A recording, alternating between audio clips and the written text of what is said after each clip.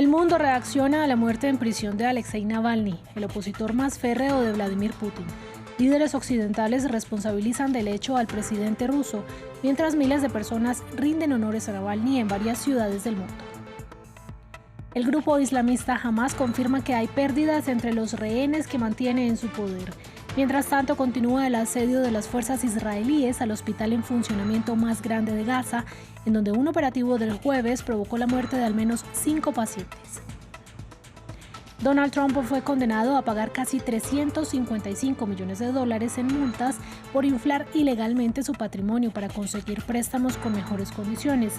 Este es un nuevo revés legal en su carrera para volver a la Casa Blanca en 2025. Bienvenidos a este resumen informativo en France 24 con las noticias más importantes de la jornada de hoy. Soy Daniela Blandón. Murió este viernes Alexei Navalny, el principal opositor al presidente ruso Vladimir Putin. Las autoridades penitenciarias informaron que el hombre de 47 años cayó inconsciente después de una caminata en un centro carcelario del Ártico, ubicado a unos 1.900 kilómetros al noreste de Moscú, y fracasaron los intentos de reanimarlo. Navalny cumplía 3 condenas que lo habrían llevado a estar casi 3 décadas en prisión desde 2021, cuando regresó a Moscú tras recuperarse en Alemania de un envenenamiento con un agente nervioso del que se acusó al Kremlin. Diversos líderes occidentales sospechan de un posible involucramiento del Kremlin en la muerte del opositor Navalny, y Moscú pide esperar la autopsia antes de plantear cualquier culpabilidad. El presidente de Estados Unidos, Joe Biden, pidió una investigación y, sin aportar pruebas, responsabilizó directamente del hecho a Vladimir Putin. No se equivoquen, Putin es responsable de la muerte de Navalny. Putin es responsable. Lo que ha sucedido a Navalny es una prueba más de la brutalidad de Putin. Alexei Navalny era el más prominente en una larga lista de opositores rusos. Su muerte recuerda el destino trágico de algunos críticos de Vladimir Putin. Desde el asesinato de la periodista Ana Politkovskaya en 2006 hasta la muerte del jefe del grupo Wagner, Yevgeny Prigozhin, en un accidente aéreo en 2023, son casos que todavía no se han esclarecido. William Gazzo tiene los detalles. Su muerte en un accidente aéreo dejó profundas dudas. Yevgeny Prigozhin, el jefe del grupo Wagner, murió en un accidente aéreo unas semanas después de haber marchado en dirección a Moscú con sus tropas. El Kremlin negó toda implicación en la muerte del antes aliado de Putin en la guerra contra Ucrania.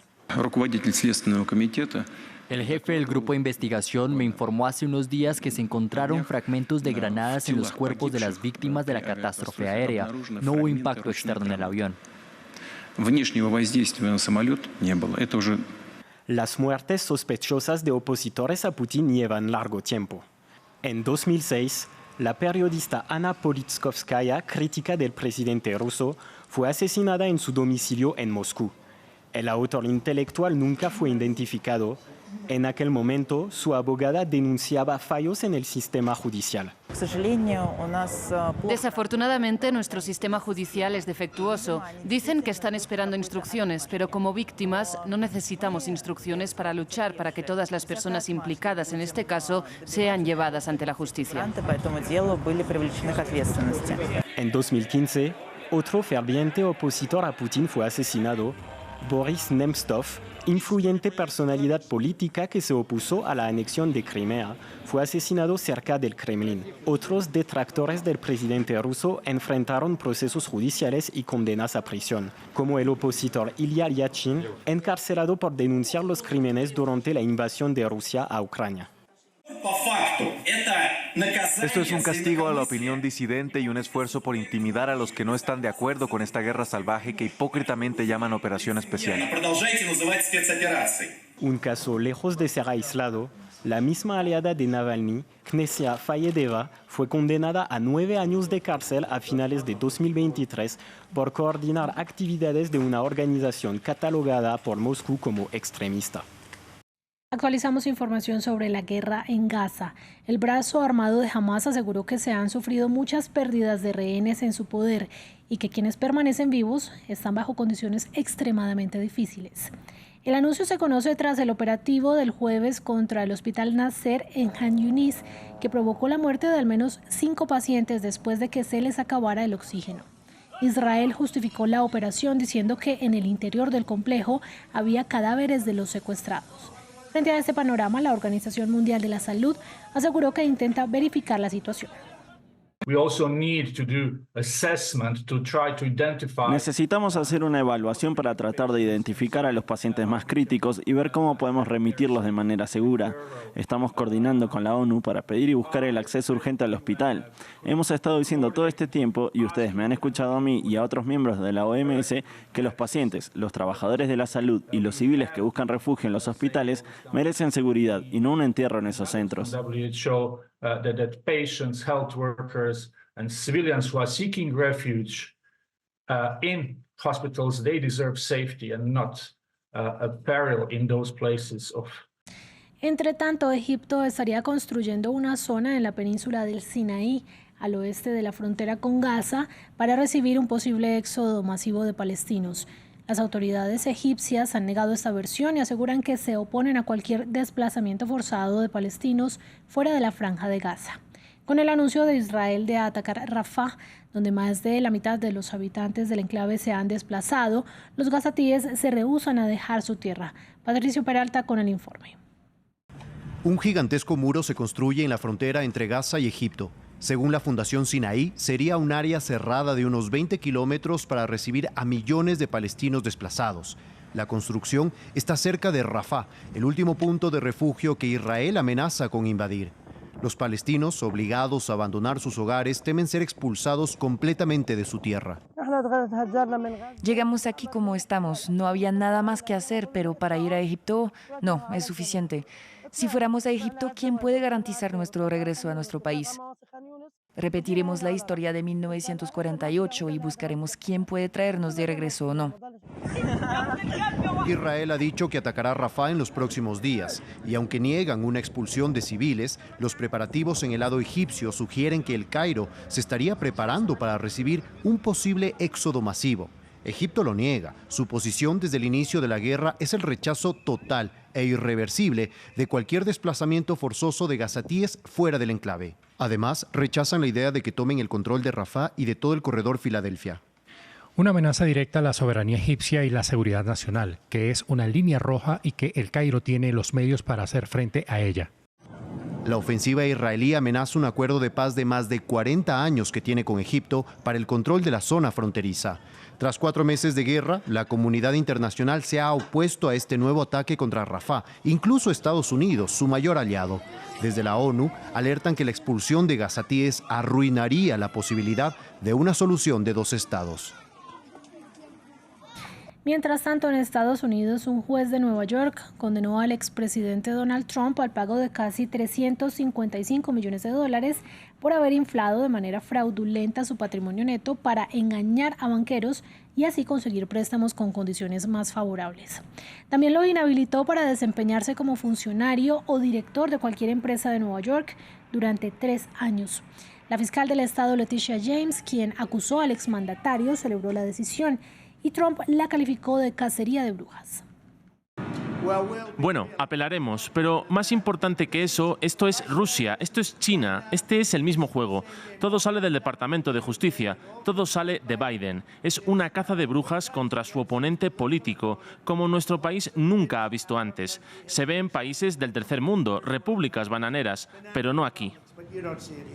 El de este viernes es apenas uno de los varios casos, algunos de ellos penales, que afronta Donald Trump en Estados Unidos.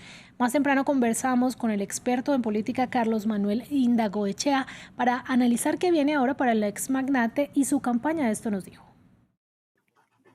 Bueno, creo que en el caso de los documentos que está en manos de una jueza en Florida, es probable que la estrategia de Trump de dilatar, de diferir, de demorar, funcione perfectamente y no alcancen a someterlo a juicio antes de las elecciones de noviembre. Pero es distinto el caso sobre la insurrección en Washington, que en este momento está en manos de la Corte Suprema decidir si Trump tiene la inmunidad que dice tener. La inmensa mayor parte de los especialistas dicen que no la tiene, que no la tuvo y que en consecuencia tiene que responder por sus actos y por sus planes en la conspiración para esa insurrección del 6 de enero y otros hechos que la acompañan. De modo que ese es el juicio penal más promisorio, en el sentido que Trump pueda pasar por el juzgamiento en el curso de 2 meses y eventualmente sufrir una condena. Si sufriera una condena, no está privado de ser candidato a la presidencia.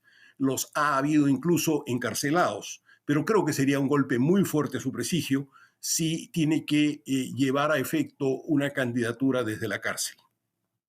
Continuamos en Estados Unidos porque allí 2 adolescentes fueron acusados como parte de la investigación del tiroteo que mató a una persona e hirió a otras 22 en Kansas City durante una celebración por la victoria del Super Bowl de los Chiefs, campeones de la NFL.